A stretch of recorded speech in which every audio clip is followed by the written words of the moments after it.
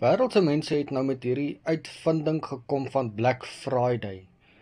So elke nou en dan is daar nou Black Friday en dan word daar nou dinge en goeders verkoop teen belaglike lae pryse om customers te lok om nou by hulle onderskeie winkels te gaan koop.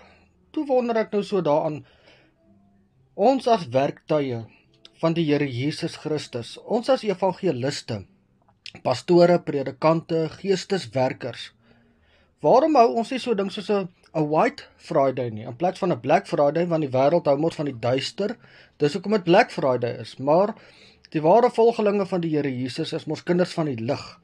So waarom hou ons nie 'n White Friday elke nou en dan, maar dan in plaas daarvan om te fokus op wêreldse dinge wat teen lae pryse verkoop word, in plaas daarvan dan fokus ons op ongeredde siele en om die evangelie maklik bereikbaar en bekombaar vir wêreldse mense te bring en aan te bied. Jy het nie nodig om 'n pastoor te wees om die woord van die Here te versprei nie.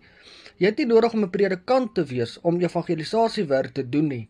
Al wat jy nodig het, is 'n gewillige hart wat toegewyd is aan die Here Jesus Christus. Die Heilige Gees self sal jou lei. Die Heilige Gees self sal jou leermeester wees. Jy moet net gewillig wees om aan te meld vir diens in die koninkryk van ons Here Jesus Christus. As jy gewillig is, as jy gewillige dienskneg of 'n diensmaagd is, dan kan en wil die Here jou gebruik. Kom dat ons White Fridays ook hou, nog meer gereeld, nog meer often, as wat die wêreld Black Fridays hou.